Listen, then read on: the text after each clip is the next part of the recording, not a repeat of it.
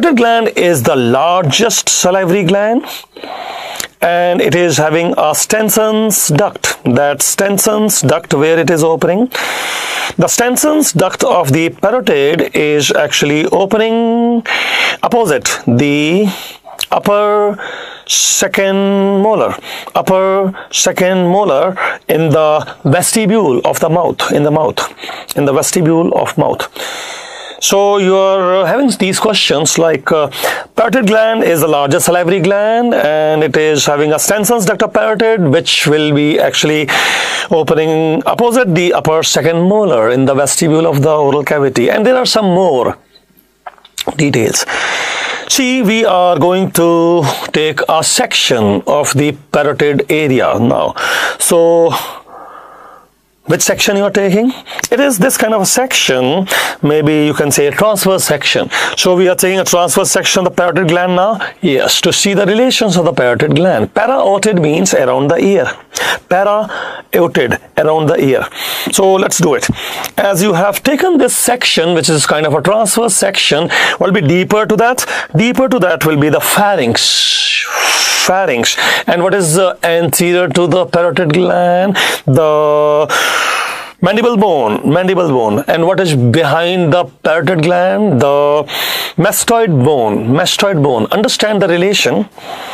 If you have taken a section, what will be deeper to the parotid gland? The pharynx. And what will be behind that? The mastoid bone. And what will be in front of that? The mandible bone, because mandible bone is here. So mandible bone is anterior. Yes, ramus of mandible. And what is posterior? The mastoid process. There some muscles are attaching. So that kind of a relation. Yes. Can you see them, the bones which you are talking about? Yeah, bones we'll see, but you have to magnify this area. So we need to magnify the area. Yes, you see here. You will find that this is the mandible, ramus of mandible. If you say this is ramus of mandible, I think this is the parotid gland here. Yes, that is the parotid gland here. Now, if you say this is the parotid gland here, I think it is related to the ramus of mandible anteriorly. Yes, and do you remember ramus of mandible is having attachment of masseter on the lateral surface and medial pterygoid on the medial surface. So this is a ramus of mandible bone and sandwich between masseter muscle on the lateral surface, insertion of masseter, and medial pterygoid inserted on the medial surface of the mandible. So this is the parotid gland. What is the other relations of parotid gland posteriorly? If you say posteriorly, then we have a other bone. And what is that other bone? Actually, there will be the mastoid bone. If you say behind that will be some mastoid bone, fine. What will be attaching to mastoid bone? You know, a muscle. Which muscle? That was sternomastoid muscle. Sternocleidomastoid, yes. And one more, posterior belly of digastric. Posterior belly of digastric. You mean to say like the ramus of the mandible, this is also sandwich the mastoid bone? Yes, mastoid bone is sandwich because on the lateral side you have the sternocleidomastoid insertion, and on the medial side you have posterior belly of digastric attaching to mastoid bone there. So these are the bones. What about the other relations? Some artery veins. Artery veins you want to discuss, a nerve also. So let us do one thing first. We will rub it off. Whatever we have drawn, we'll rub it off. So you'll rub it off to see the other things. Yes. What are the other things? See one artery passing in relation to the parotid gland. Which artery? External carotid artery. And a vein also, it is behind the mandible, so retromandibular vein. So now you are talking about some vein behind the mandible. Which vein is behind the mandible related to the parotid? Actually, it is not related. It is passing through the parotid gland. Passing through the parotid gland. Yes. Okay, who is passing through the parotid gland? See here. As you find this vein. Which vein? You will see this vein. What is this vein? This is a vein which is behind the bone mandible. Where is mandible bone? It is here. So this is mandible bone. So it is behind the mandible bone. So you will call this vein as the retromandibular vein passing through the parotid. Where is parotid gland? This is the parotid gland. If you say this is the parotid gland, along through that is passing the retromandibular vein. I think some artery is passing through that substance of the gland. Yes, artery passing through the substance of the gland, and that artery you can see here, and we are calling it as shall use this color, external carotid artery, surrounded by some sympathetic plexus. So there is some external carotid artery surrounded by sympathetic plexus, and it is also passing through the gland. Yes, through the gland one nerve is also passing, and that nerve which is passing is actually making a plane. There is a name also to the plane. And what is the name of the plane? See, this is the facial nerve coming out of stylomastoid foramen. As a facial nerve come out of the stylomastoid foramen, it is passing in the middle of the gland, and when it is passing in the middle of the gland, it will create a plane, and that is a surgical plane, and the surgeons will use that plane to avoid injury to the facial nerve. You don't want the facial nerve to be damaged, so you just follow this surgical plane where you have the facial nerve passing. But facial nerve do not supply the parotid salivary gland. It is supplied by glossopharyngeal nerve. Okay, there's a description that this parotid gland is having some lymph node which are deeper to the facial nerve and superficial to the facial nerve. Where do you have more of the lymph node? Is a question. You tell lymph node are more in the superficial area and less in the deeper area. Mean to say the plane which is created by facial nerve is dividing the gland into deeper part, superficial part, and lymph node are more in the superficial part and less in the deeper part. These are all MCQs, you know. Now, with all that information, whatever you have gathered here, let us look at another diagram which is here. So, you want to look at the transverse section of the parotid gland region? Yes, actually. And it is here. You see, this is the facial nerve. And what is facial nerve doing? It is dividing the gland into two parts, and the superficial part has more of the lymph node.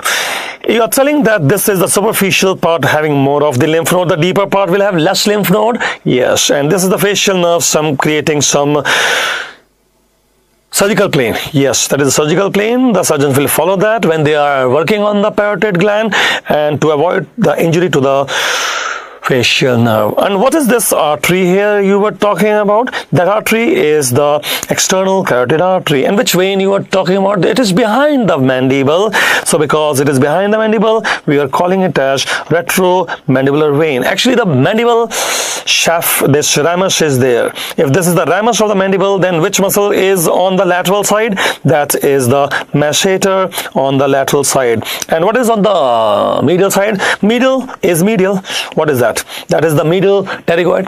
So ramus of the mandible is sandwiched between medial pterygoid medially and the masseter laterally. Then what is the bone which is posterior relation? If you talk about the bone which is posterior relation, we'll see this is the mastoid process. And what is attaching to mastoid process? Posterior relation, the parotid, you'll find that there is a muscle which is attaching to the lateral side. What is that? Sternocleidomastoid. And what about the one which is on the medial side? That is the posterior belly of the digastric. Posterior belly of the digastric on the mastoid bone. Now, what did you say is the medial relation of the parotid gland? That was the pharynx. Now you have to look at a styloid apparatus which is related to the parotid gland here. If you say this is a styloid process related to the parotid gland, let us draw the diagram and discuss the styloid process there related to parotid gland. And when you're drawing the diagram, you should also understand that this parotid gland, yes, is giving the Stenson's duct of parotid, yes, is piercing the buccinator muscle in the cheek to open opposite the upper second molar. In that process, it will be passing lateral to the masseter muscle. You mean to say this is a parotid gland and the Stenson's duct is passing lateral to the masseter muscle. If I clench the teeth, you can feel the duct. So parotid gland is sending the duct, Stenson's duct, and lateral to masseter. When I clench the teeth, feel the duct, and then it will puncture the buccinator cheek muscle to enter upper second molar, opposite upper second molar. So this is the parotid gland, which is passing lateral to the masseter muscle, inserted to the ramus of the mandible. You clench the teeth and it is contracting, and you can feel the parotid duct. Now it is puncturing through the buccinator muscle, and then it is opening into the vestibule of the mouth, upper second molar, isn't it? Yes, that is the point. You actually have to draw the diagram, the relation of parotid. Yes. Okay, I think medially was pharynx. Yes, medially was pharynx, and the anterior bone was the ramus of mandible. Yes, ramus of mandible. And then you have seen there is one muscle which is on the outside, that was the masseter muscle, and then there was one muscle on the inside, that was the medial pterygoid. Now, if you say so, there was some other bone also which is posterior related. Yes, that bone which is posterior related is the mastoid bone. Mastoid bone, what is attaching laterally? Actually, it was a muscle which we are calling as the sternocleidomastoid. And what is on the medial side? Actually, it is the posterior belly of digastric. But we are basically going to talk about styloid apparatus here. What about styloid apparatus? First, you tell me where is the parotid gland. Parotid gland. Parotid gland is actually here. Where? The parotid gland is like this. Means it is having some anterior end and a medial end, and it has a posterior end. Angle, yeah, you can say angle, anterior angle and the medial angle and the posterior angle. So there will be three surfaces. Yes, there is the outer surface, and this is the lateral surface, you can say, and then there is the anteromedial surface, and posteromedial surface,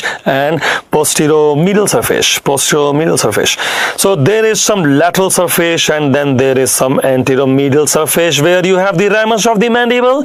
Yes, and then you have the posteromedial surface where you have the mastoid bone. Yes, but related to, and this is the posteromedial surface related to mastoid bone. Yes, but it is also related to the styloid apparatus. What about that? Actually, there is a styloid process having three muscles attaching. What are three muscles attaching to styloid process? Their names are starting with stylo only. What is stylo? Actually, there will be styloglossus to the tongue, stylopharyngeus to the pharynx, stylohyoid to the hyoid bone. So stylohyoid to the hyoid bone. Yes, styloid process, hyoid bone, and styloglossus to the tongue. Yes, and stylopharyngeus to the pharynx. Yes. And they are all related to the parotid gland here. Posteromedially, yes. What is near the medial angle? Near the medial angle is the pharynx. Okay. What are the structures traversing through the parotid? Structures traversing through the parotid. We have known a nerve. Which nerve? That is a facial nerve, creating a surgical plane. And there are more lymph nodes in the social part, less lymph nodes on the deeper part. Then there was some vein also behind the mandible. Yes, that vein which is behind the mandible is called as the retromandible vein. And along with retromandible vein, what else was there? Actually, it was some artery also. And what was the name of artery? External carotid artery with some sympathetic plexus around that. So external carotid artery passing through the gland and with sympathetic plexus around that. Yes, these are all relations of the parotid salivary gland. And the duct is passing like this. How? See, the duct is coming from the parotid gland. Yes, passing lateral to the masseter muscle, right, and puncturing a muscle here which is called as buccinator, and then opening in the upper second molar, opposite the upper second molar.